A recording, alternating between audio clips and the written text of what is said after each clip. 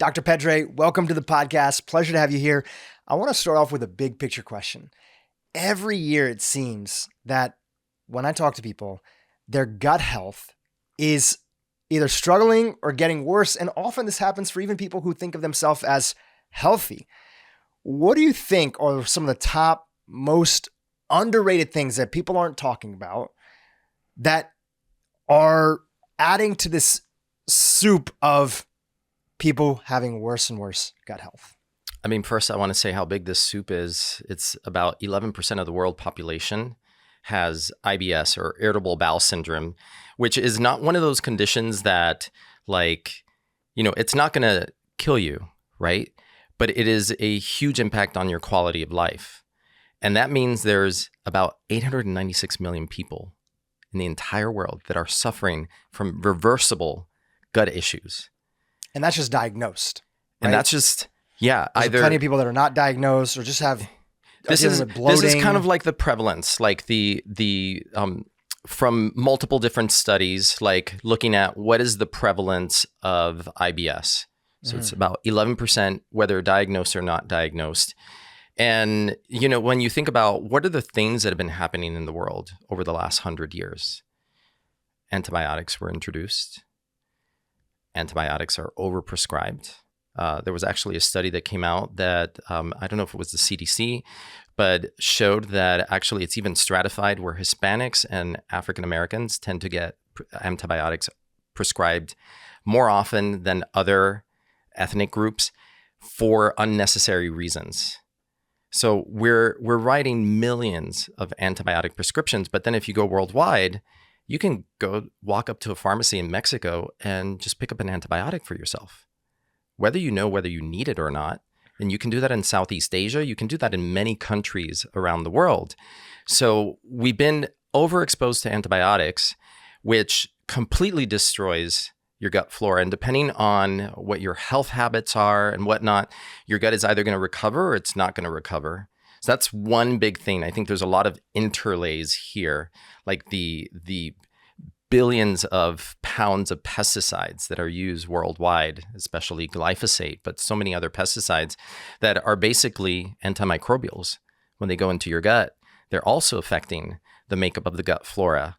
And then on top of that, I think of all these issues kind of like those old transparencies, like when I work with patients, like here's the person, and then I'm putting one transparency. Okay, been on antibiotics, eating pesticide-ridden produce. They're under high stress. And we know that stress is going to affect the makeup of the gut microbiome. The Chopra Foundation has done research on this and shown that there are shifts in the microbiome that happen under stress. I think of stress as an attack on your gut, basically. And what I mean by that is that it's going to shift the microbiome, but it's also going to affect gut permeability. And gut permeability is everything. So everybody hears leaky gut, and we know like the gut can control the influx of nutrients and substances like a dimmer switch. So it can increase permeability, can decrease permeability, and it's very subtle. And you want to be somewhere in a place where you're allowing the absorption of nutrients, but you don't want that floodgate to open. And then all these inflammatory substances, they found bacterial DNA, bacteria in the blood of people. You find a bacterial product called endotoxin, which is secreted from the outer membrane of gram-negative bacteria in the large intestine. And that causes inflammation, which I know you've talked about many times, is the root cause of pretty much every chronic degenerative disease out there. Now, the interesting thing is that we think of it's body inflammation causing that. But what I've found and why I'm so passionate about gut health is that you can tie it back to the microbiome. And the cool thing is that you can see this by they do studies on germ-free mice where they do a stool transplant of someone with some condition, whether it's obesity, or they did this with mice that had an Alzheimer's model of mice that built beta amyloid plaque. And you had the germ-free mice that do not build beta amyloid plaque in their brains. And all they did was stool transplant. The mice, it's maybe a TMI, but mice will eat their poop. So if you put them in the same cage, the germ-free mice will eat the poop of the other mice. Their gut gets colonized with those bacteria, and those mice then started building beta amyloid plaque in their brains. So it's really fascinating, when you look at these studies, like, well, okay, all this time we thought these were internal processes in the body that are dependent on the foods that we're eating, that, there's nothing going on outside of the body, meaning like in your gut, inside that ecosystem that might be affecting this. And yet now, it's almost like if you don't look, you're not going to find it. And now that we're looking, we're finding all of these interconnections with gut health. And I think, we're in many essences, and I know there's so many places to go with this, because I talk about in my book the connection to the soil and how we're not isolated islands. What we're doing to the land, what we're doing to the soil is going to affect us. It's going to affect our gut, the way we're living our lives, the over sanitation, like using too much hand sanitizer, too many antibacterial soaps, like triclosan used to wash your hands has been shown to absorb into the body and can alter your gut microbiome. So there's all these practices that have emerged, especially over the last, 70 years from the mid 20th century forward, and eating more processed foods than we've ever had before, that are all affecting this kind of like seemingly like onslaught of not just gut issues, but gut related health issues, which is a really big thing, because people think that you have to have a gut symptom to have a gut issue, but you don't. You could have arthritis, fatigue, brain fog, joint pains, skin rashes, hives, and not be aware of any issues with your digestion. And I've had those patients. And all of these things are the interrelated issues that are affected by our gut. And you don't have to have any gut symptoms to have something happening in your gut. It could be a parasite, could be leaky gut, that then is causing this domino effect in your body that's affecting all these other systems. And you may not have any issues. You don't have diarrhea, you don't have constipation, no abdominal pain, and yet you're showing all of these reverberations in your body that are originating from a disturbed microbiome, from a disturbed gut lining, from inflammation that's coming from the gut, that's leading to all of these other manifestations. So you were talking about, you mentioned a few things, antibiotics, right? Not being in touch with the soil. You talked about stress, right? That being a part of it, our sort of overload of environmental toxins, processed foods, etc. Yeah. Let me ask you the flip version of that question. For most people that are listening here today, within the context of lifestyle, food, mental health, etc., and you see patients a ton, or have seen a ton of patients in your career, what do you think is one or two areas that can significantly make a difference in them actually bettering their gut health? Like, everything matters, but if there's one or two things that people immediately can be thinking about incorporating, right, that you also feel like doesn't get maybe talked about enough, what would you say those one or two things are? You can't out diet and you can't out supplement a stressed out lifestyle. It's going to affect your gut health. So for me, it filters down first from shifting the mindset, shifting the way you decide to live in this world, the amount of time you devote to self-care, mindfulness, meditation, breath work. Because if you don't deal with this, then it's going to be a block. It doesn't matter that you're checking off all the boxes, you're being perfect, and you're doing the right diet, or you think, quote unquote, because I've, taken care of many people over the years that come in and they think they're doing it perfectly. They're eating their kale salads and whatnot, and yet their gut is a mess, but they're inhaling their food at lunch at work because they can't take a lunch break. And then right after the work, they're running to a business dinner, and maybe they're not eating the best diet because they're eating out all the time, and they're never getting enough sleep. So their life is imbalanced, and yet they want just the right diet, which we'll get into that, has to be personalized when it comes to gut health. It can't just be a one size fits all. And they just want, the supplements in the diet that's going to fix all this. And yet the elephant in the room is the stress and their lifestyle that they're not addressing. That has to be shifted.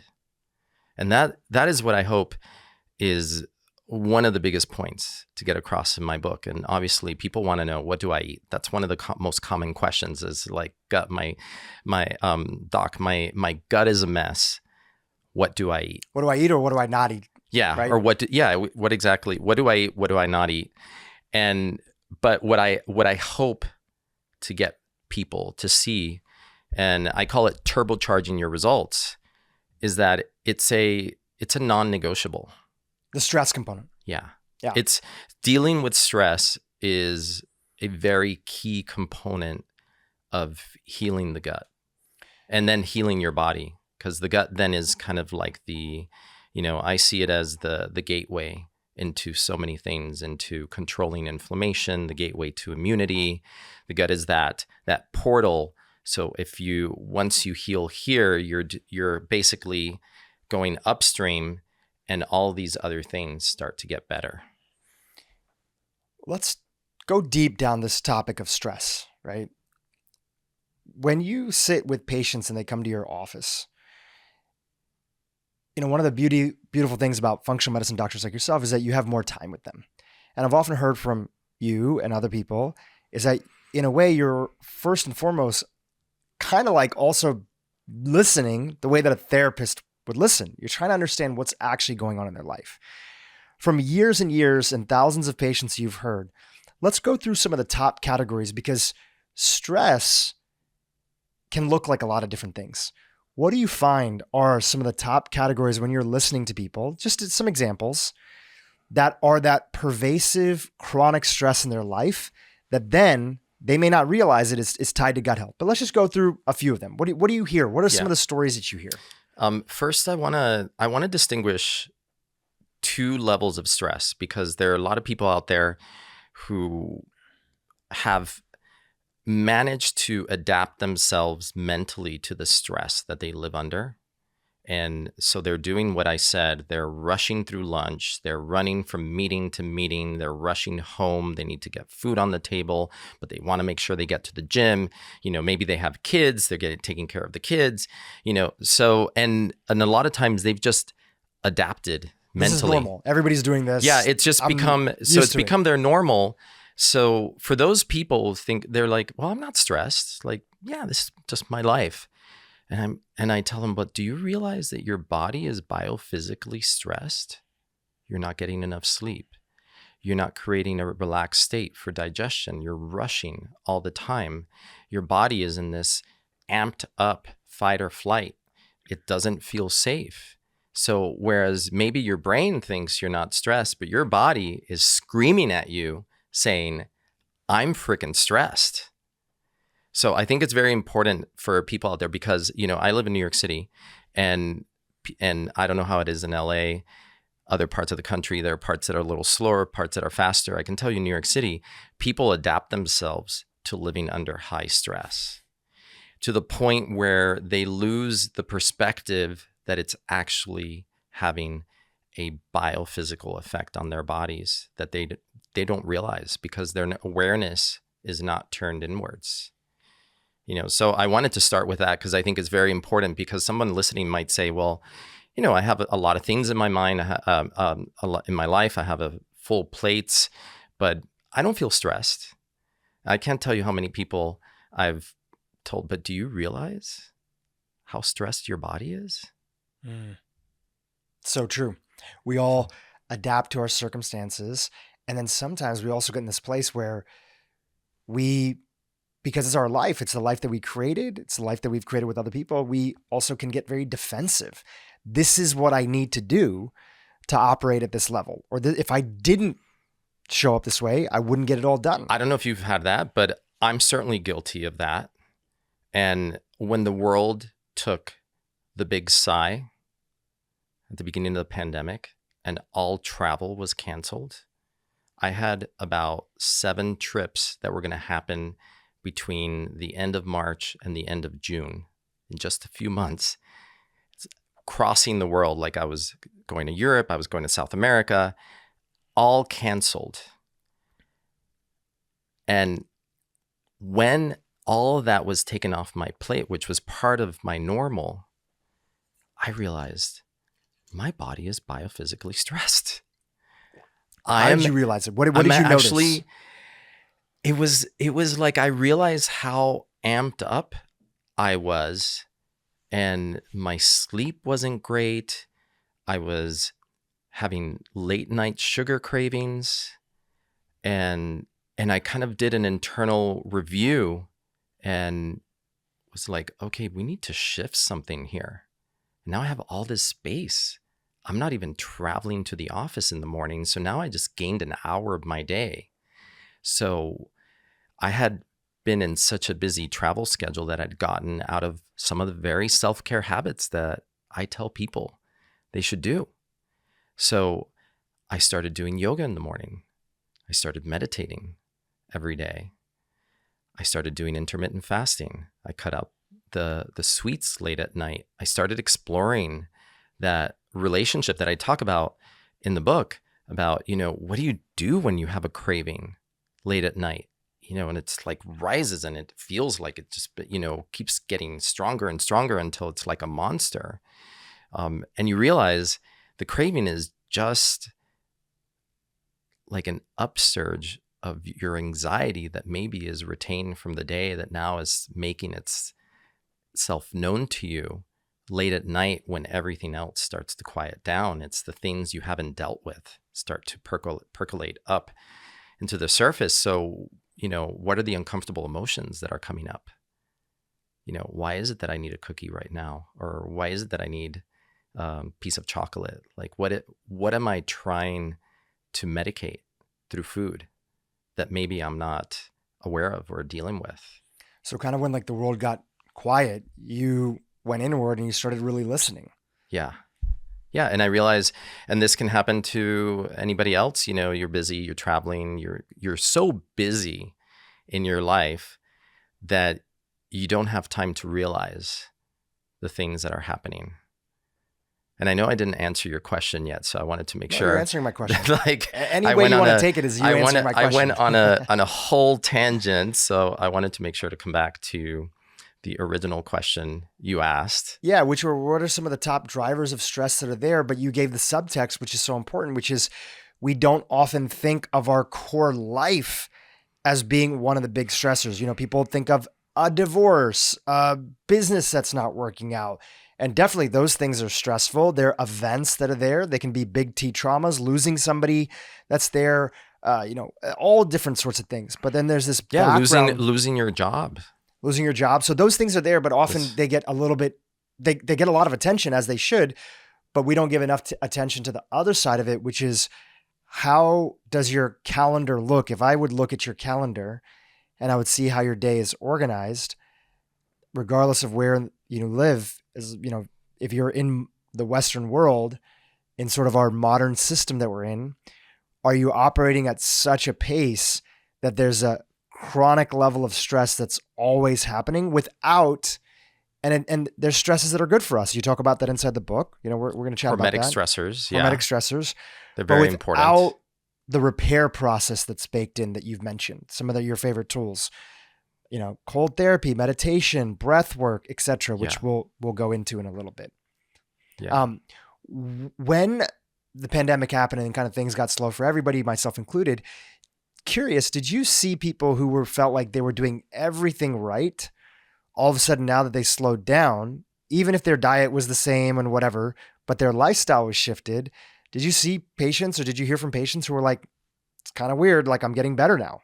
Did you come across a lot of those instances? There were two divergences, I would say, with the pandemic. There were those who got stressed and they started eating a lot of junk food and they stayed home and they were afraid to go out.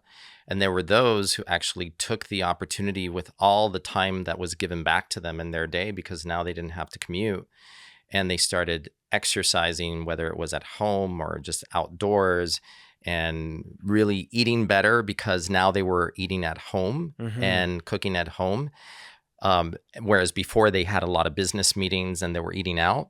So it was almost like, it was weird. It was two like paths. It was like two completely different paths. Those who got healthier and those who got worse because they gained weight, they got really stressed, they started eating a lot of sugar. And it's interesting because even pre-pandemic, like I had a patient who could not lose weight, even though he was eating the right diet, but led a really stressed lifestyle, which stress itself is an inflammatory condition. It triggers inflammation in the body. So, and it can translate into stunted weight loss. Like you just can't get below a certain level. Like maybe it's stress and your body maybe needs detoxification support. Well, he decided to leave his job and take his family on a round the world trip for a year and live in different countries. It's completely stress-free. Diet he wasn't like really minding like eat this or that or trying to be on a diet. And 20 pounds just came off, and this was many, many years ago. And he's probably one of the people who made me start to think about how there's mental stress and there's biophysical stress. And biophysical stress affects the body in a very important way in people who don't think that they're stressed. And that you take them out of their stressed out situation and suddenly the body can function again. And the weight can rebalance itself because they're not holding on to all of this biophysical stress that is actually causing inflammation in the body, which is, again, the common pathway through the gut for every chronic degenerative disease out there, including obesity. Going back to that tale of two cities, right? One group of people got healthier, another group of people got sicker. I would bet that a lot of it had to also do with sort of the media consumption of those two individuals. It's kind of like if you wanted to stay healthy during the pandemic, sure, in the beginning, nobody knows what's going on. We're all trying to gather information. You don't know, is this the verge of a zombie apocalypse or like something else that's going on? But once we got a general sense and we started to see what a lot of people in the health world feel was, okay, after things settled, we're now overreacting out of some overprotectionism that's there without personalizing the approach and maybe even coming out with recommendations that are the detriment to people, especially in cities that we live in, New York and LA, gyms closing, don't work outside, don't be outside. We're telling people to do things, but that goes back to this core thing of how also our consumption of media plays an aggressive role on, do we feel that the universe is a place of good, or do we feel that the universe is a place to be feared? Yeah. And I would say that consuming media is another biophysical stressor. Even though you're taking it in through your eyes and your brain is absorbing it, but then you translate that into feelings. And I think of the gut as our center where we digest our emotions and process them energetically and assimilate them into our bodies. And if all you're digesting is fear and panic, what is that going to do to your body? My approach as a doctor early in the pandemic was to inform myself as much as I can, to be as evidence-based as possible, to look at what the research was showing, not to really pay too much attention to the media, more just peripherally, just to know what they're saying. But I didn't spend a lot of time on the news. I was more interested in what the science was showing, what research studies had we done, what could we pull from what we knew before. And what were the gut-related issues? Like, they found that people who ate fermented foods had a less chance of ending up hospitalized with COVID, just because they were eating more fermented foods. And we can dive into that, like, talking about what is the best diet for your gut and your body. But you see these things, and, these are, observational studies, but they do start to bring up questions. They did find that depending on the gut microbiome and whether you had more inflammatory type of bacteria in the gut could predict if you were going to end up hospitalized with COVID.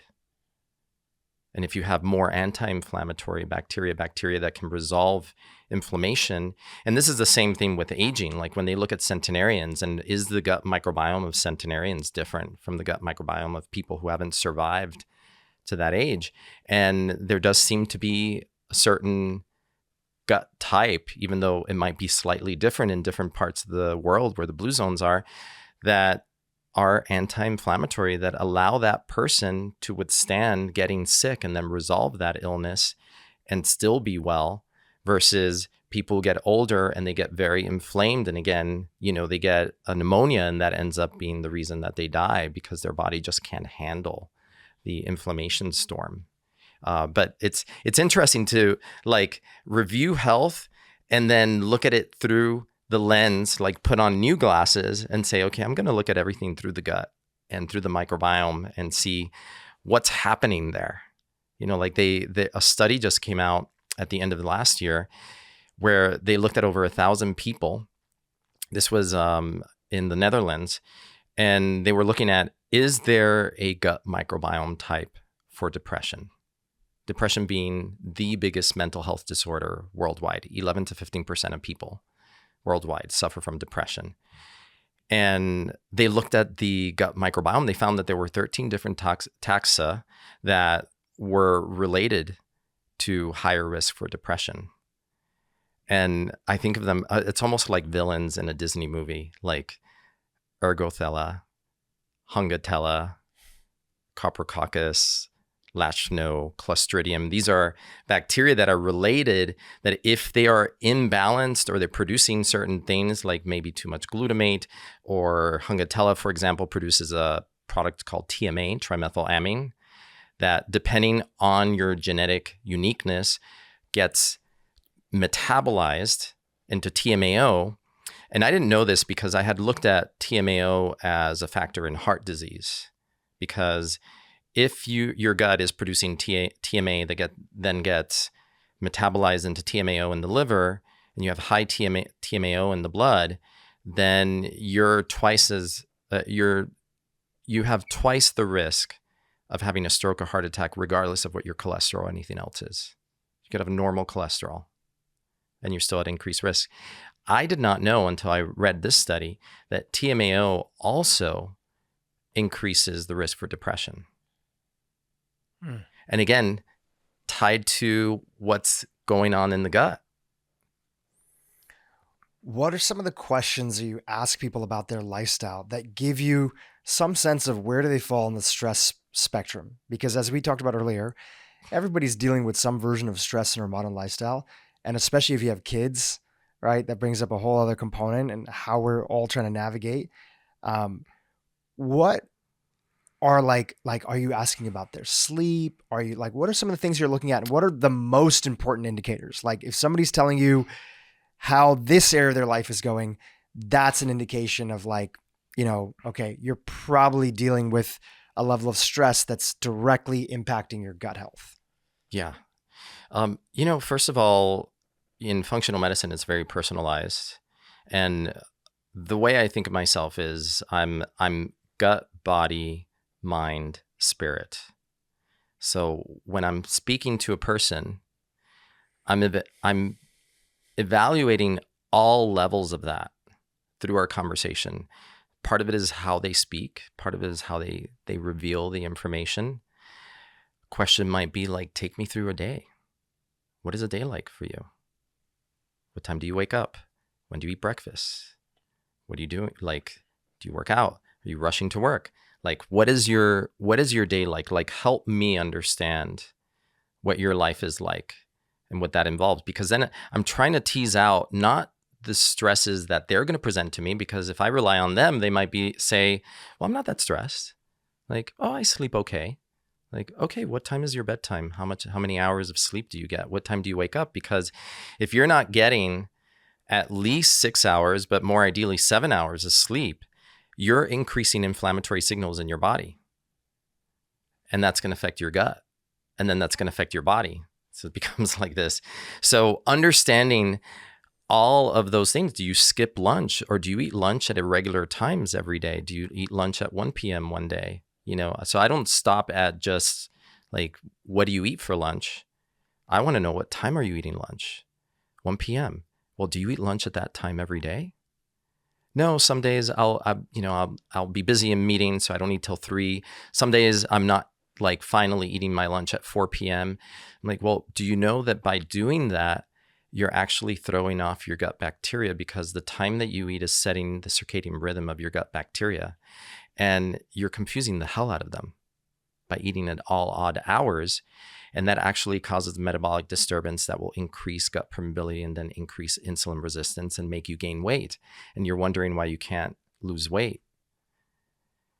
So I look at all those things, and I look at the little hints of aspects of their lives, like, I don't know why this one is coming up, but I mean, I'll just say it, sometimes it's yet another example of where people don't realize the impact always of things that have happened in their lives. Because obviously in functional medicine, we're doing a timeline, and all of this is to understand who you are, in the same way that I created a quiz in my book to understand what is your individual circumstance. So then I can give you the best plan for you. And had this guy had been referred to me because he was had some gut issues and had some fatigue. He's 33 years old.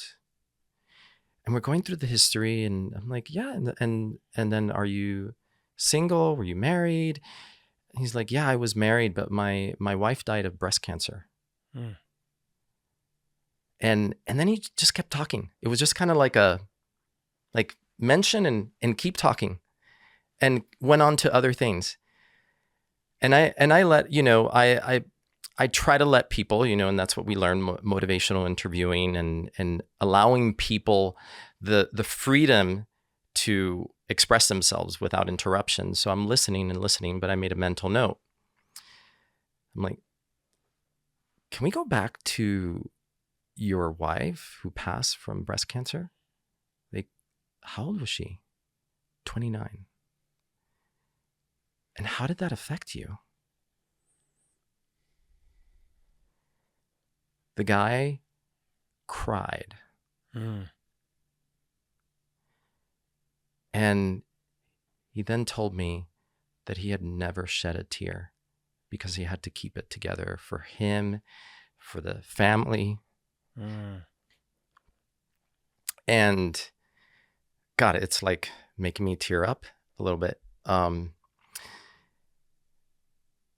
You never know, like, where the healing portal is going to be for someone.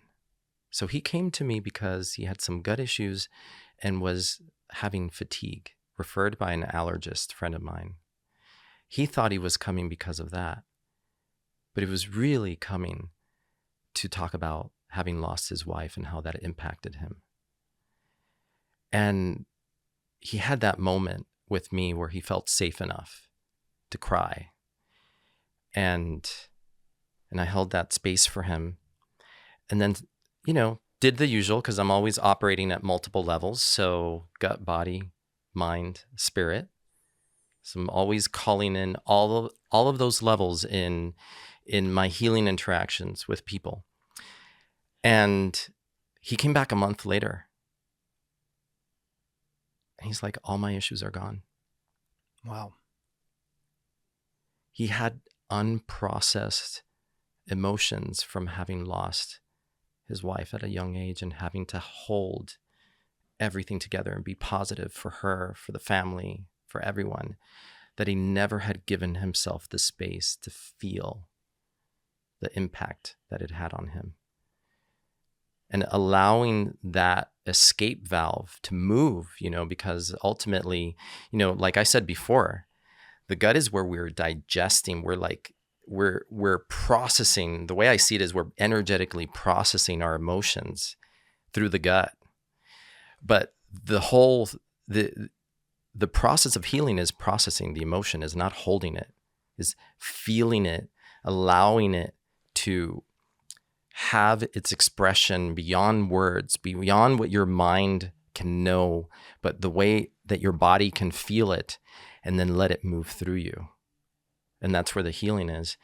And I mean, sometimes like things like that surprise me, because I think I thought it was so simple. Like, let's go back and talk about this. This is huge. And I had no idea what an impact that moment, and me not brushing that off and going back to that one question that allowed him to have that opening and that release that he needed in order to heal. And, I've seen that a lot with gut health issues. There's always an energetic interlay as well. And that's why I think that, for me, the breath work and the meditation that I talk about in the book, and we created specific meditations and breath work, like even breath work on how do you breathe before you eat to get your body into a state where it's ready to receive and digest that food. Like, do an internal scan first and see, are you riled up? Are you stressed right now? Then don't put food in your mouth. You're not in the right vibration to receive that food. Check in. Do what we call a physiological sigh if you're really under a lot of stress. That was contributed by my friend Sachin Patel, who's I just interviewed for the book. And he's, that's, who knows, handed down from thousands of years of wisdom, of understanding that we have our own portable stress busting machine within our own bodies. And a big part of that is your breath and your lungs. You want to walk people through that real quick? Just the sigh? Yeah. So, I mean, ideally you want to be grounded. You want to make sure that your feet are on the floor, like grounded, connected to the earth. Because a lot of us, when we're stressed, we're kind of up here. We're functioning in the higher levels, but we're not really embodied. So part of it is like bringing yourself back into your body. So then you want to close your eyes and kind of tune into your breath. And we're going to do this 3 times. When you're ready, you're going to take a deep breath in through your nose. And you're going to let it out with a sigh or an ah, whatever feels good. Like, ah. You're going to breathe in again. And another big ah. And one more time, deep breath in. And imagine your body just being filled with light and energy, and then release that. Ah. And just 3 breaths is enough to shift your internal state. Maybe you need more. You do the 3 breaths and you check in with yourself and you see, where am I? Am I completely ready to assimilate and receive? Or is my stress lower, but it's still present? So maybe now you need to do a round of box breathing, where you inhale for 4, hold for 4, exhale 4 seconds, and then hold for another 4 seconds. And that can continue to rewire your system. So then you bring yourself from a place of high stress to a place where your body feels safe and ready to assimilate. And you got to imagine that has all sorts of implications when you're doing that throughout the day. It's going to be easier for you to fall asleep later on. It's going to be easier for you to feel like you're not shoving down a stressful situation. How did that feel for you right now? Just pausing and doing that, just 3 breaths. Yeah, it felt great. Absolutely. Just brings you back into the present moment and connects. We've had Dr. Andrew Huberman on the podcast a couple of times, and he talks about, not too much, but increasing our interoception so that we know actually what's going on inside of our body. Do we know? I would call it embodying yourself, coming back into your body, which you can do through the breath and through focus, like bringing your focus down, especially into the lower energy centers or down here into the gut. Something was coming up with that for a moment. Well, while you think about that, the thing that I want to add to it is that I've been in this world of wellness for some time now, and not as a practitioner, but as just somebody who gets to hang out with all these great practitioners like yourself, and just having a lot of friends in wellness. Going back to like my first question, which is that, you're seeing more and more people, their gut health is getting worse off, but I'm also seeing more and more people that are getting better, who it wasn't fixing that last 10% of the diet that they thought. It wasn't finding that one supplement, not that supplements don't have a role in being supportive. Often I had a friend who, never grew up working out, right? And then said, okay, I'm going to make this a regular focus in my life. And just through regularly strength training 2 to 3 times a week, started to notice that his gut health was getting better too. Right. I've had friends that we were chatting a little bit before the podcast started. We were talking about cold therapy.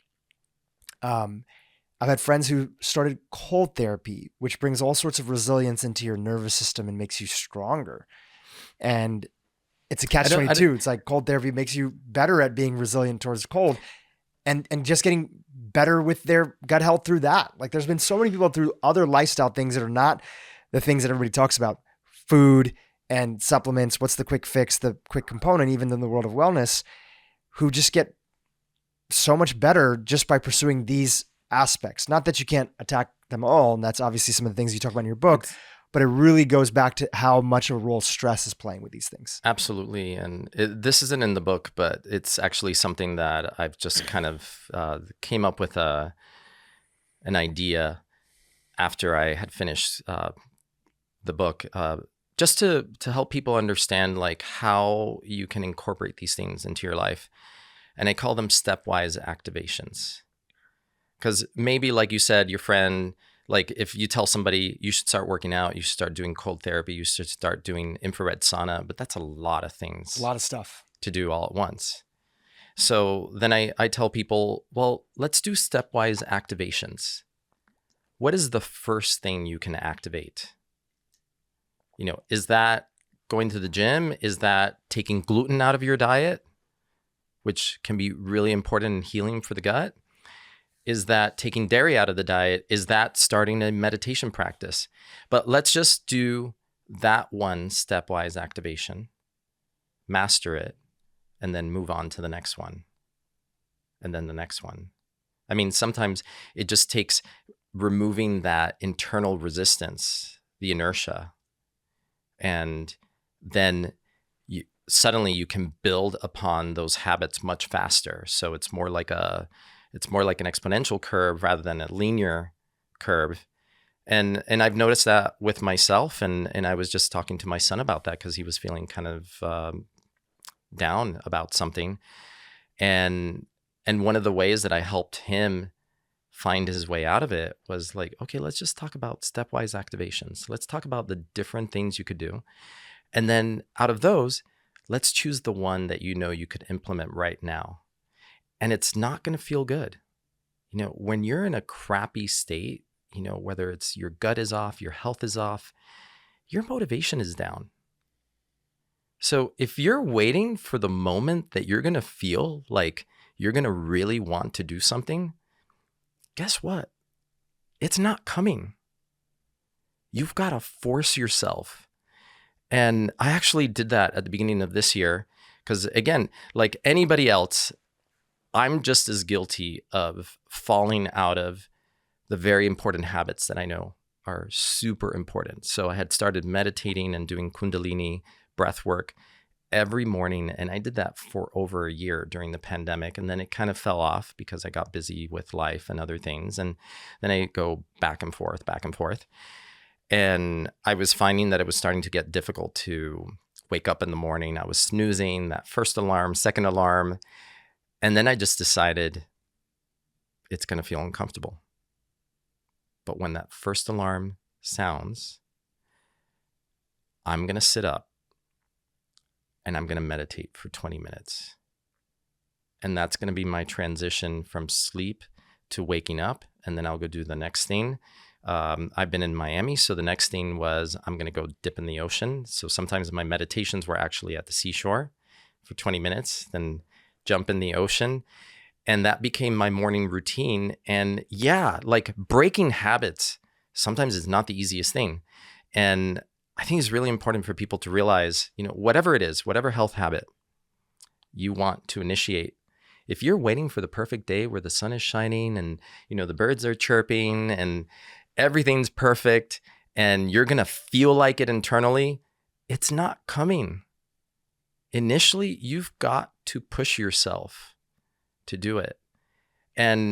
But recognizing, very similar to what I told my son, is that, what I know about you is that you thrive with routine. So even though right now you're resisting a routine and maybe it feels uncomfortable to go to the gym, maybe it feels uncomfortable to get back into meditation, when you do those things, you actually feel better.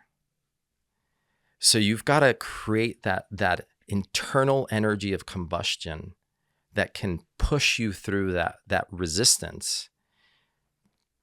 And just do it even when you don't feel like doing it, because it's going to be better for you. And one thing that I started doing this year, because my gym has it, is a 37-degree cold plunge.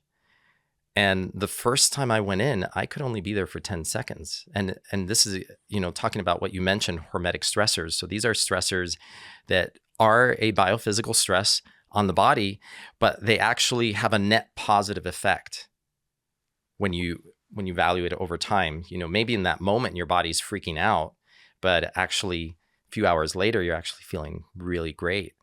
And I started at 10 seconds and built it up to 2.5 minutes over the course of a couple of weeks. And actually the last jumps I made was from 30, 40, then I went to a minute, then I jumped from a minute to a minute and a half, then I went from a minute and a half to 2 minutes. And I realized that a lot of it was getting past certain uncomfortable moments where my body was freaking out and saying, get out. I wanted to curse, but I'm not going to curse. But you know what I mean? Get the F out. And your mind is playing these games on you.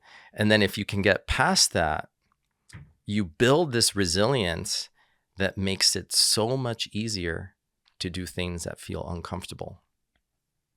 Because now you know how to push through the discomfort. When you don't feel like going to the gym, you don't feel like going to the supermarket to shop for foods that are good for you and cook at home, because you're not feeling like you have the energy. You don't feel like you're not in the mood. And yet that when you do that, you feel better. But you're waiting for that moment where it's all going to be perfect and you're going to want to, and it's not coming. It's not going to come. You got to just push yourself. You got to push yourself past that initial inertia, the resistance. And if you look at chemistry, like organic chemistry, when you're reacting to substances, the initial, maybe the combined energy of the substances are here, and the combined energy of the new compound is a little bit higher. But in order to get here, it's not linear. You actually have to go through a reaction where the energy has to go up and then settles back down into this new spot. And that energy is the energy of activation. And I think of it the same for people. It's sometimes, you've got to give yourself the kick in the butt to do things that are good for you. because I've had so many patients sitting there across from me where I'm telling them these things, and they know they're good for them, whether it's a dietary change or whatever, but they have a resistance to it. Well, this is what I wanted to kind of get into next, and which is, sometimes that deeper resistance that we have, and we all have it, or we all had it at some point in time, or we all have it, something we're dealing with, comes from these old stories and these narratives that we didn't choose, but kind of started in like our childhood, or were handed to us, or the parent we hear the voice of a parent, and it usually translates into some form of, us having a narrative about ourselves. Like, I'm not good enough. I'm not smart enough. I'm not deserving enough. And when you have that as background noise, we just had our buddy Lewis Howes on the podcast. Our whole conversation was about this, and you're not aware that this narrative is driving it. It's sometimes very difficult to shake a pattern. We're friends. Awareness is a really important thing, and it is probably the key to healing. Well, I was going to ask you if you feel comfortable talking about it. If you don't, we'll skip over it. You had mentioned that there was a program that you did a few years ago that was really helpful in helping you understand that sort of awareness. Do you feel comfortable talking about it? We can mention it. Okay. And actually, I want to actually circle back and share something that a patient shared with me. Yeah, please. Very recently. So he came to work with me on his gut health and his weight. His weight was very high, lots of stress. He was in a relationship that was undergoing a great deal of stress. He's gay, and they have a child together, and there was a lot of problematic interactions. But we started diving in, like, tell me about your relationship with food when you were a child.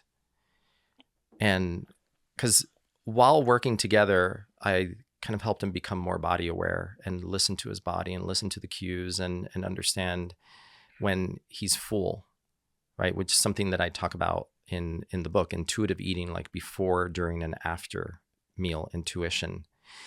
And we zeroed in on something that was like a huge aha. When he was a child, his parents would make him eat the whole plate. And he was done, like he didn't want to eat anymore, but they would force him. And this is very common, I don't know if in other households, but very common in Latin households, and his background is Latino. And what I brought to his awareness is that actually what you were being told over and over is that what your body is telling you right now, that you're full, is invalid. And what's valid is what we're telling you: finish eating all the food on the plate. And it was such a big aha, because now he's realized, like, his relationship with food and his tendency, like when go out to dinner, like eat everything on the plate, regardless of whether he's reached that point where his body, his stomach is telling him, I'm done, was actually tied to old programming from childhood, where he was taught to not listen to his body, to override the signals from his body, and finish all the food on the table. And this was operating in the background as a program that was surreptitious, was not in his awareness, until we finally brought it to light. So I wanted to highlight, because it kind of relates to what you just totally said about, like, things that can run in the background you don't realize that are really important. And I think all of this is part of the healing journey. So for me, I see a lot of people come to me because of gut health issues. What they don't realize is that really they're there to see me for many other things, that the gut is the reason that brought them through the door, but it's only the gateway to many other issues that we're going to deal with. And like I said, the gut is the gateway to the rest of the body. And so I want to go back to your question. Yeah. About actually, I kind of want to I want to highlight something that I think was really important in my journey when I was writing my first book. Yeah. I was actually going through a really hard time in my relationship at the time to my wife, and the marriage was falling apart. Mm. And in the meantime, I had done so much work to heal my gut, and so many things were much better. Like I'd incorporated probiotics. I was eating fermented foods. We were really careful about where we sourced our food, organic and all that. And yet I still had a knot in my stomach at times. Sometimes I had some reflux. I felt nauseous, and it kept cycling. And I thought, but I'm doing everything right. And I started seeing this energy healer that was a patient of mine, and she's incredibly gifted in the Brennan Method of healing. Barbara Brennan was a NASA scientist that started studying the energy field. She was studying the magnetic field around rocks and stuff, and then decided, hey, I wonder if I could use my equipment on humans. And lo and behold, she was able to detect the aura and the energy fields and start seeing the chakras and all that. It's called the Brennan Method? Yeah. Brennan. It was started by Barbara Brennan, who was a NASA scientist who then became an energy healer. And so my patient studied that, and she's incredibly gifted. And I was working with her as I was writing my first book, Happy Gut. And one thing that we found is that, and this is something that, is very common out there, is that I wasn't fully embodied. Now, what do I mean by that? I had developed a defense mechanism as a child of living in my upper chakras. So I could just fly up here. And it was a way for me to escape the body when I was in uncomfortable situations, whether it was my dad yelled at me, punished me, put me in my room. I was punished in the room. And I just learned to leave my body, just to hang out up here. But I never learned to anchor down, which is a very important part of the healing process, is to become embodied, to anchor that energy down into the lower energy centers. And if you understand energy and the chakras, there are three main chakras that are the lower energy centers, and they happen to crisscross the gut. So the gut encompasses three big energy centers. And when I started paying attention to that, I saw that, so people are presenting with gut issues that are physical, but they could have, I remember how I talked about the transparencies. So we know that maybe you might have an ulcer or whatever it is, but over that, let's interlay an energetic imbalance that's maybe happening in that third chakra here, the will power center. So that's where my issues were. And through meditation, through breath work, and actually, I call it meditation breath work plus, because it's not just sitting in meditation and doing breath work. I'm using my mind and with intention, moving energy. And so I was anchoring and focusing all of my attention on a point right below the belly button that's called the Dantian, which is a very powerful energy center that's used in Qigong, Chinese martial arts, Chinese medicine. And so I would sit in meditation when I was writing my first book for an hour, just focusing on this one point, to the point where it would become, the color is red. So when you're focusing on it, you're thinking red with eyes closed, and it would actually start getting hot. Like it would feel like a furnace. And as I started anchoring myself and becoming more embodied, my relationship started falling apart even more as I was shifting that vibration. But the other thing that shifted was all of that stomach knot tightness, the angst I would feel in my upper stomach, which is third chakra, which is willpower and has to do with interrelationship stuff like power struggles. It could be with your significant other. It could be with a boss. Doesn't matter who it is. So I've seen patients come in who had issues with their boss who are also struggling with problems in the stomach region. like acid reflux, nausea, all that stuff. And what surprised me was that without intending or thinking that this would actually help my gut, and this is why I became so passionate about the mental component and the mindfulness and meditation and breath work part that's in my second book,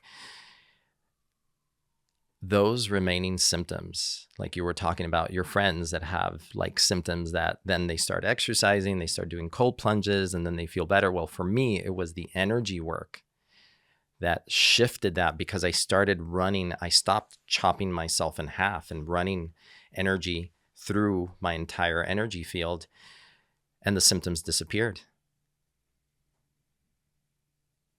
And I managed to also, the other thing is, for anybody out there who's a high sensitivity person, an HSP or an empath, that's me. So I could take on stuff that a patient had when they come see me in the room.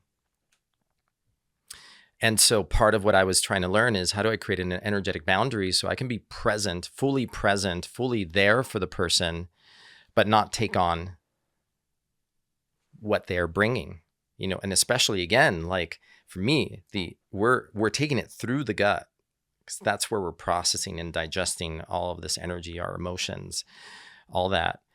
And through this work, I was able to develop a very strong energetic boundary where I could be fully present and yet permeable.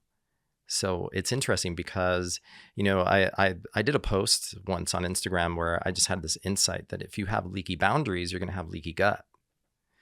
And leaky energetic boundaries, like you don't know where to put boundaries with people, well, you probably also have a leaky gut as well, because you're not giving your body the signals on how to know how to manage that interface. And it was through this process that I learned, and I think that's why it's so important in the healing process to incorporate meditation, breath work, all that stuff, because then you reclaim your autonomy as an energetic being, interacting with all of these other energetic beings on this planet, but not taking on their stuff because it's not yours to hold. Powerful that you had that experience. And I think it's also insightful for people who are like, what is he talking about? Chakras, these things that, hey, there's all these different modalities that are out there. And to be open-minded to try something, you never know what comes along with it, right? Like that, in that category, are there other stuff that, as you started to kind of see and open up and kind of be more open to all the tools in the toolbox, were there other tools that were part of that energetic work that you found were either helpful for you or for your patients? Oh God, so many things. So many people with IBS have a history of having had childhood sexual abuse, and uprooting that and then dealing with and doing some trauma work around that with a specialist can actually improve a lot of the gut health issues that are just the symptom of what really is going on in the background. So inner child work is really important. And inner child work can be really surprising because you think you're not holding stuff, but cellularly you're holding something that happened to you when you were 3 years old, 5 years old, 10 years old. There could be multiple things. There could be different things at different ages that you're still cellularly holding on to that are affecting your entire system, your biology, and then your health. So when you're... It brings up, can I bring up something? Yeah. Are you familiar with like the work of like Dr. Gabor Mate? Of course. Yeah. And, his last book, The Myth of Normal. Yeah. And this idea of like how pervasive we're all so used to this world that's normal, but it's a dysfunctional world that's creating disease in many sense. And yeah, that doesn't mean that you can still eat only processed food all day and take a ton of antibiotics. Of course, those things matter. And that's why I love functional medicine, because it's like, hey, everything matters. Those things matter, but also this energy work matters. This matters, that matters, friendship, love in your life. And you don't know what you're holding. And you don't know what you're holding. Because there's little t and there's big T traumas. Sure. And both of them could be buried in your memory banks. Totally. For X, Y, and Z reason. And they come up when the time is right. Maybe you couldn't handle it when you were younger. Sure. So I see a lot of people in their 40s where these things start to percolate up. And for those people that it starts to bring up, like, are there books, resources, or things that are out there that you found that are helpful for people to kind of unpack that a little bit? Oh man, there's so many avenues. First, The Myth of Normal by Gabor Mate.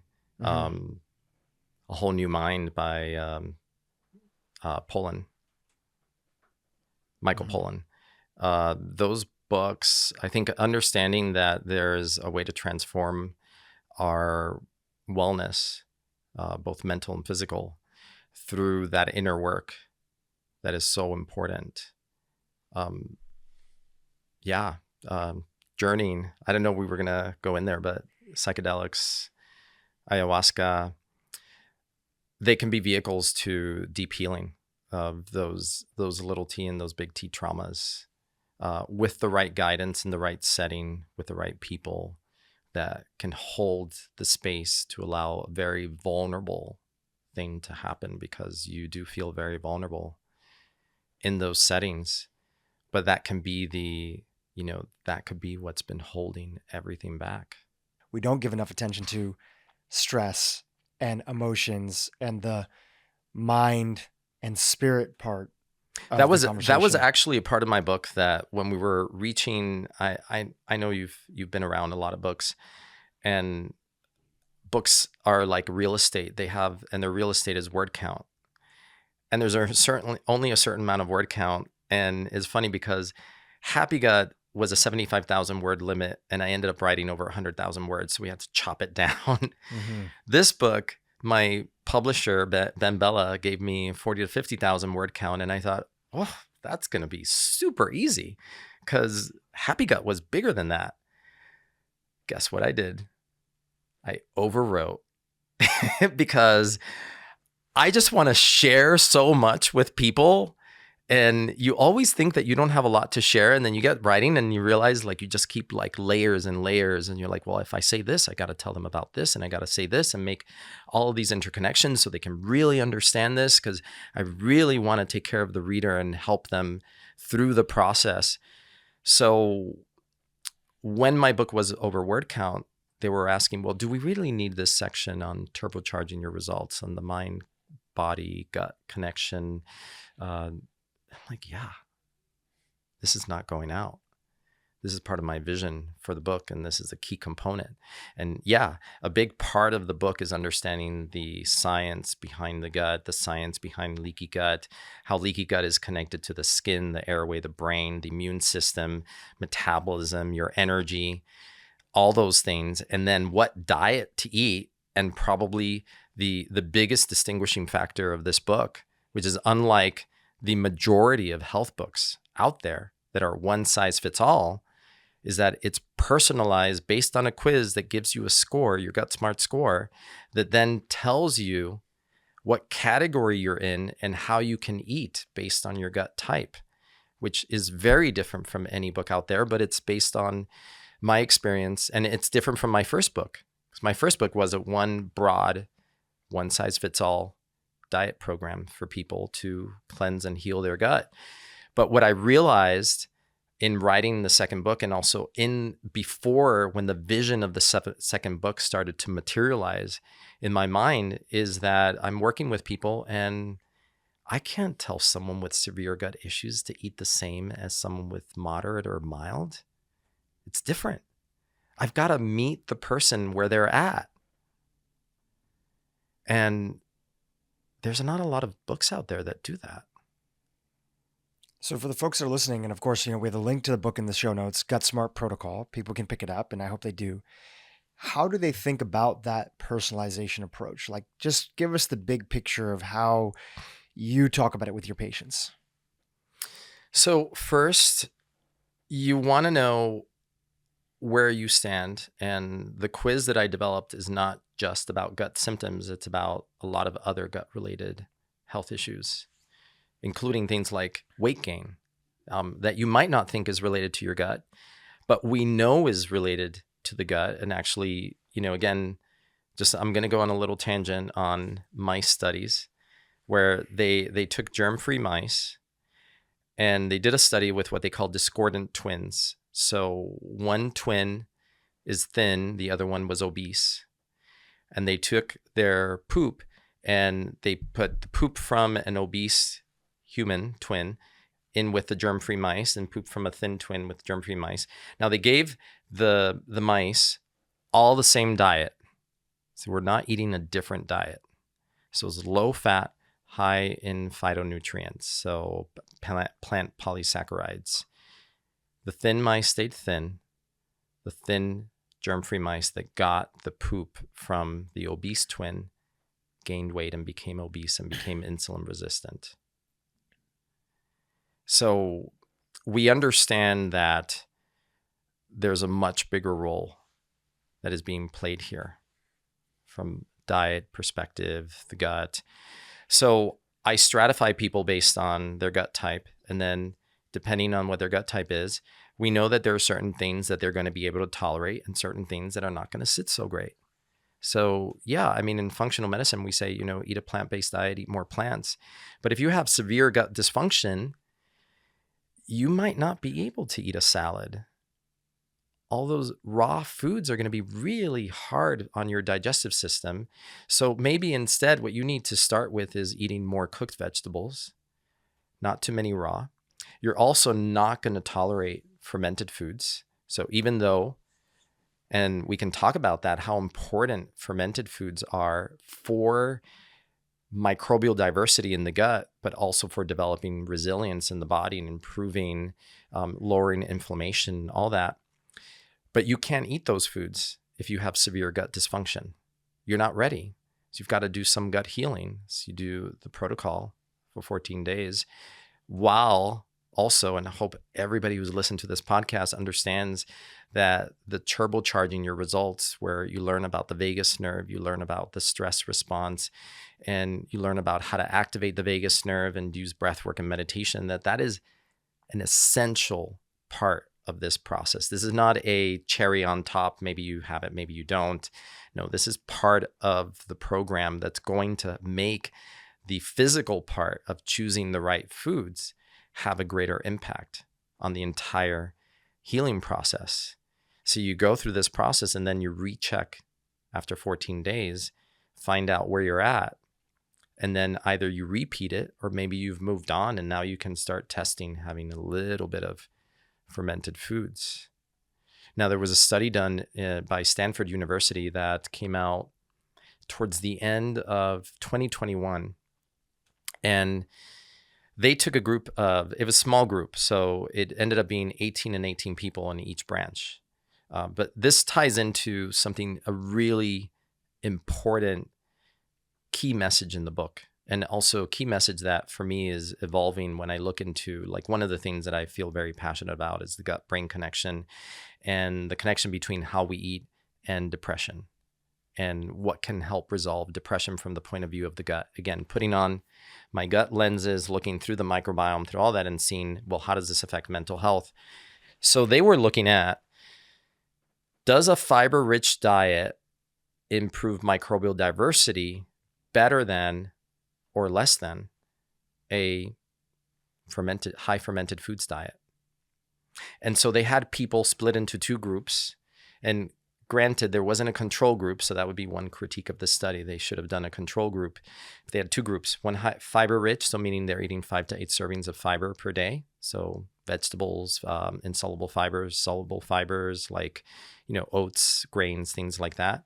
And the other group was eating a high fermented foods diet, which was mostly for them yogurt or fermented vegetable brine. So it's just a vegetable drink. And they actually did a ramp up. And then for 6 weeks, the study participants were following the highest recommendation of the diet, which for fermented foods was 6 servings per day. That's a lot. 6 cups. What did they find?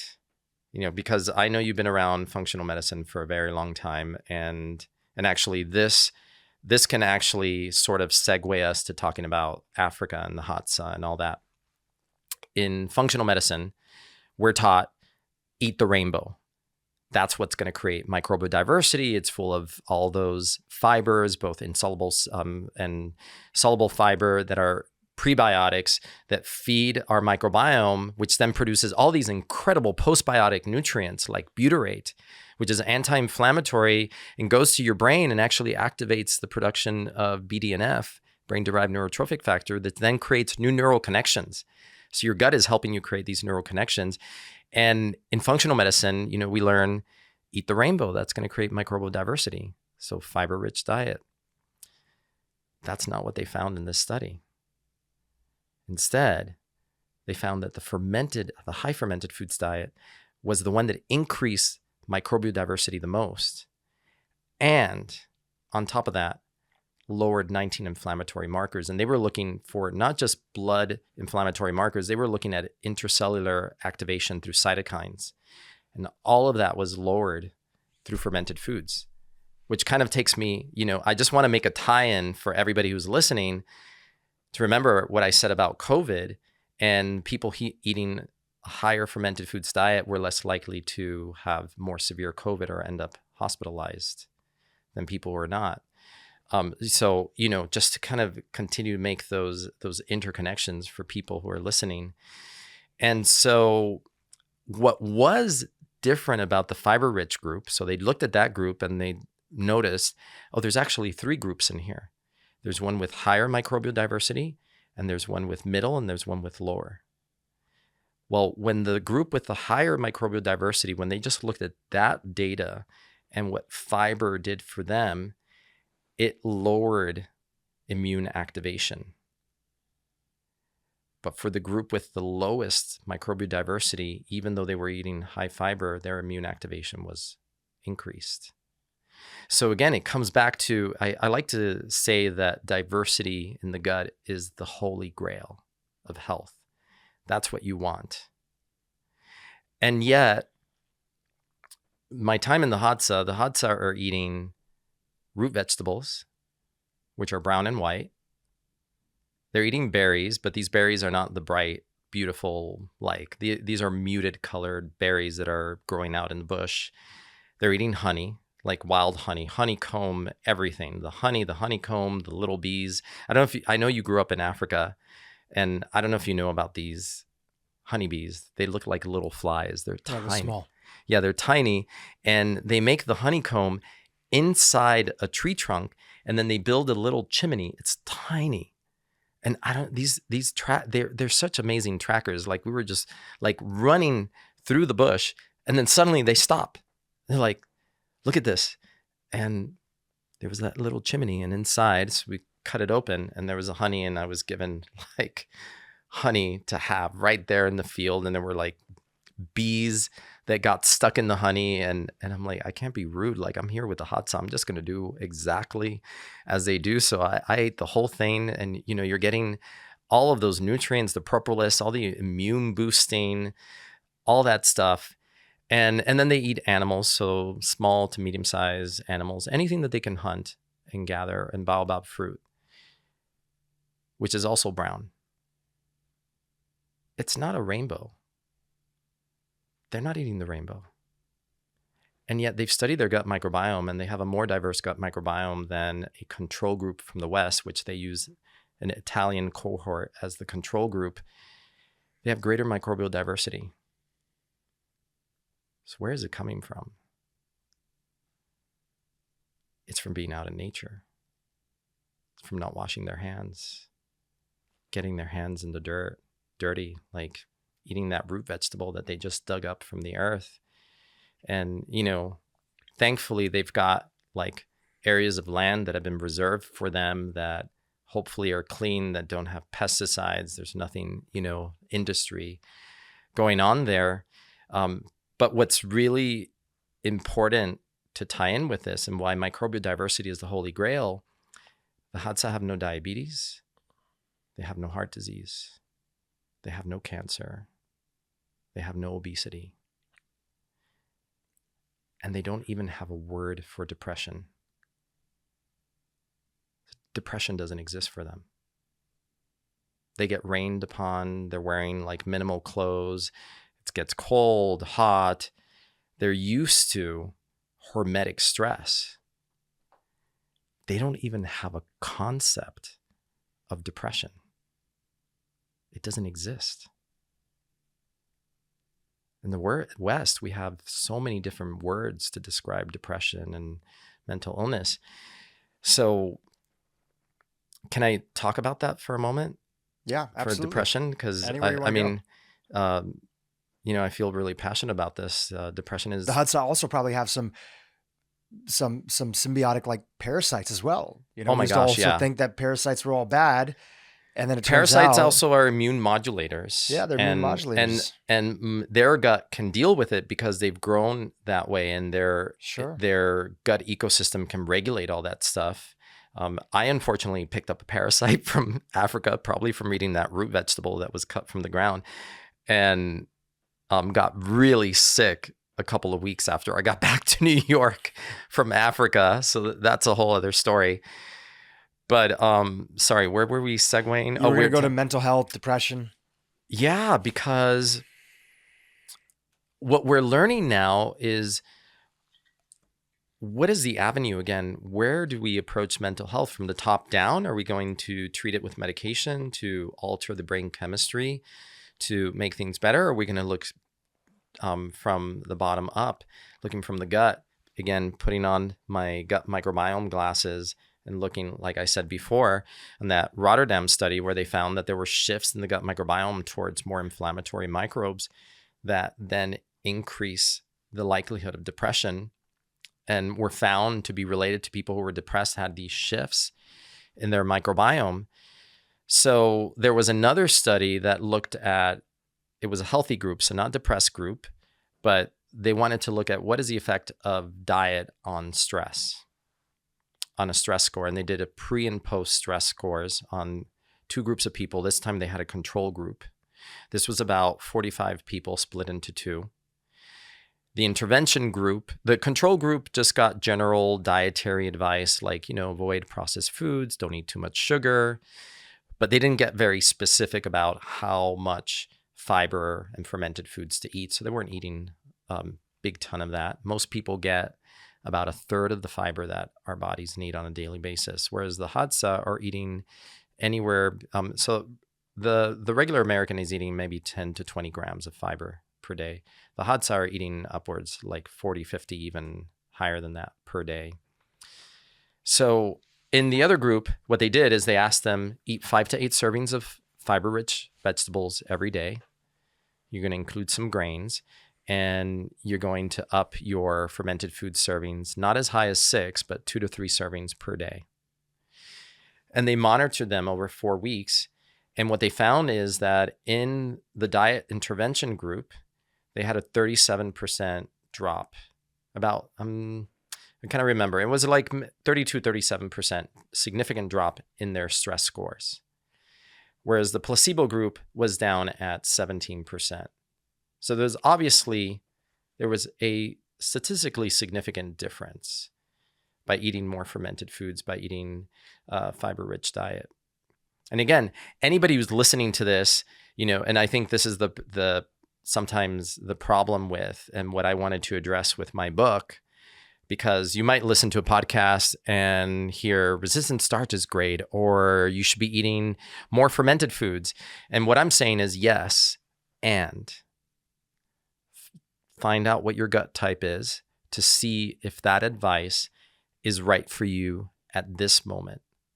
And if not, this is the way you need to eat. And this is how we're going to personalize it so that we can start healing your gut, so you can get to the place where you can start to incorporate the things that we know generally are going to make you healthier. I love it. I mean, it's where everything is heading is towards that personalization piece. And sure, there's big themes that are out there. Generally, we know from the total body of literature that's there is that having more fiber compared to less fiber, at least right now, until we come out with some big carnivore study that's out there, we know that leads to better diversity. And we know based on the, American Gut Project, other things, that diversity is generally a good thing. And like I said, diversity is the holy grail. Yeah, diversity is the holy grail. But the question is, how do you ramp up to that in a way that makes sense for where you are right now? Exactly. I'm in a place right now in my life where actually, even over the last 3 weeks, and I have no idea actually what this is related to. I don't feel any particularly more stressed. My schedule's the same, my workouts, everything. But I started noticing some of the same foods that were working for me before were all of a sudden causing like a lot more bloating. Like, I'm even talking about like things as simple as like, simply cooked broccolini with like olive oil. And I just naturally found myself having a lot less fiber for a period of time over this last week. This is a very new thing. And as just part of this little bit of a reset, it's not how I'm planning on living forever. And my gut feels better. And like, I don't feel that feelings of bloated. And again, I have no idea where it comes from. That's like, the body is so sensitive sometimes. Different things can happen. Who knows what it is? But I've naturally done this in the past where I've gone a little bit simpler, a lot of bone broths, a lot of other things, just simple foods that are there. Still fermented foods that I'm having that are like targeted dosages. Yeah. And I've generally seen I've done that for a little while. And I have a little reset, and then I can go back to eating some of those same things. What you talked about just now is a very key thing that I also want to get across in my book and wrote about: intuitive eating. And realizing that it doesn't matter. I've filtered down and created a quiz and personalized it and divided people into mild, moderate, severe. But even within that, it can't be all dogmatic, because I don't know you personally. So even with that, and I filtered it down, but I also at the same time want you to become intuitive about your eating. I want you to become aware of what is it that you're craving before you eat. What is your body asking for? Then as you're eating, how is that sitting for you? Like, is it okay? Or did you take a few bites and you're already, your gut, that happened to me the other day. I took a few bites of something and I was like, it's weird. Like, this isn't quite sitting right. Sometimes it's the energetic signature of the food, maybe where it came from. Maybe, there's so many things that could be involved in how a food is affecting us, but becoming intuitive about that, and then understanding that we are a system in flux, right? So if you treat yourself rigidly, like you never change, and yet you continue to feel worse because you're not changing your diet, and there's an intuitive part of you that's saying, I should eat less broccolini right now and have some bone broth.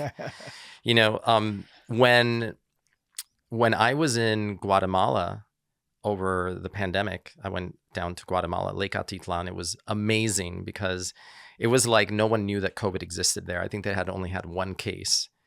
And, you could be outdoors, not wear a mask. I ended up getting Giardia and got really sick. So I seem to, I love travel, but somehow it seems like I'm a magnet for these parasites. They're there to teach me something. And so I got Giardia. I got extremely sick. I got back to New York and I did the bone broth, but my intuition, which I'm gluten-free, dairy-free, so I don't have any dairy. And yet the ping said, you need to start drinking kefir to heal this.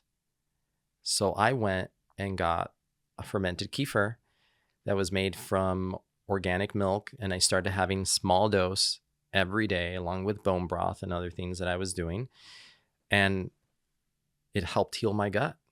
It's amazing. And again, it's about, I think even within the dogma, and there's very clear guidelines in my book, but even then I tell people, do not ignore your body over what you think might be dogma in this book. I still want to teach you that the intuitive part is an extremely important part of this. As Sajjan Patel, the doctor of the future, is the patient.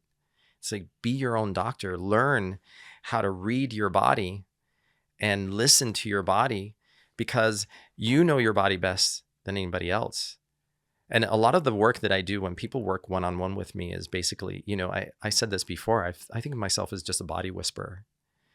And I'm basically talking to people and telling them what their body is telling them, because a lot of times they're not listening, but I'm also teaching them how to do it, because I want them to be their own doctor, to be their own healer. And I'm just the guide to that. I love it. Well, you're a great guide, and this book is another part of that, pointing people in the right direction. This has been a fantastic conversation. I feel like we covered a lot of different bases, all the questions that I had, and plenty more, which were on these beautiful tangents that we gone on. And I find that those tangents are some of the most helpful things for people, and they're also the most fun to talk about as well. Before we chat about like where to pick up the books and free gifts and other things, anything else you wanted to mention? So we were talking about, someone might think like, what is the best diet for gut health? Like, how do we filter these things that are coming through the research now and decide what is the holy grail of our diet? What are we seeking? This paleo, keto, this, that, carnivore, like eat more of this, more of that. And I think ultimately it's a balance, but in that ideal diet that you want to work towards, there's fiber, and you're getting at least 5 to 8 servings per day. And there's fermented foods, and you're getting several servings of that per day, because then you're taking care of your gut. You're taking care of your little helpers in here, your gut microbiome, and then they're going to do wonders for the rest of your body, because by doing that, you're magnifying their diversity. You're creating a more robust ecosystem that then lowers inflammation, regulates your immune system through the gut, which is your master control center for your immune system, and then has this domino effect for the rest of your body, including your mental health, which could improve. I mean, 11 to 15% of people worldwide suffer from depression. That's, again, from 8 billion number of people in the world. That's almost 1 billion people approximately that suffer from mental health issues. And it could be so easy. I mean, obviously, we talked about a lot of layers of this. And like I said, you can't out diet, you can't out supplement a stressed out lifestyle. You can't out diet, you can't out supplement hidden trauma within that needs to be processed and released, hidden emotions that need to be processed. So the process of healing has multiple layers, and it doesn't have to happen all at once. It can happen in steps. And sometimes those steps happen when you're ready for it. So it's a beautiful message and a perfect one to end on. Take us through how people can follow you, pick up the book. I think you're giving out a free chapter as well, if people want to check that out. Yeah. I mean, I wanted to help people like see the breadth of the book. And so I wanted to make this available to them. If they go to GutSMARTprotocol.com/gift, they can get a free chapter of the book, plus Dr. Perlmutter's foreword. He wrote a foreword to the book, beautiful, insightful foreword about where chronic degenerative disease comes from and the connection with the gut. And a little bit about, we didn't even go into that. We talked about many of my journeys, but we didn't go into my own gut healing journey and why I ended up here, which is really, I was patient number 1 myself. And that's what made me so passionate about this when I was able to heal my gut. I mean, we did talk about like a little bit about my energetic healing in that process and the importance of meditation and breath work and all that. So they'll get all of that. And I mean, if you listen to this podcast and this sounds like what you need, and there's at least 896 million people out there who really need this advice, I would say just go to GutSMARTprotocol.com, purchase the book from your favorite retailer. There's so many, Amazon, Barnes & Noble, wherever it is, and come back to the website and claim your bonuses, because I have 5 bonuses for you that can get you started on your healing path. Beautiful. And you're active on social media. People can follow you there too. Instagram is my jam, I guess you could say, at Dr. Pedre, Dr. Pedre, Pedre. That's where I put out a lot of, my goal is to educate at multiple levels and meet people where they're at. And maybe everybody isn't ready, or maybe you just need some free content to convince yourself that this is the path you need to go on. And I want to educate and elevate and help lead people into the path to their best self, to shine that inner light. And so I put a lot of inspirational content on my Instagram. Plus, I try to make it fun and sometimes shoot a silly reel. So I believe that you can teach through serious, and sometimes, we get serious and we talk about some heavy things. And sometimes we want to just be fun and teach through laughter and playfulness. Well, you do it well. Dr. Pedre, thanks for coming back on the podcast. It's a pleasure to have you here and to talk about all the things. Yeah. Thanks for having me, Dhru. Hey, YouTube, if you enjoyed what you just saw, keep watching for more great content on how to improve your brain and your life. Any given year, about 1 in 5 adults, 20% of the US population, will have a mental illness. Lifetime prevalence rates are much higher, about 50%. 1 in 2 Americans will meet criteria for a mental disorder at some point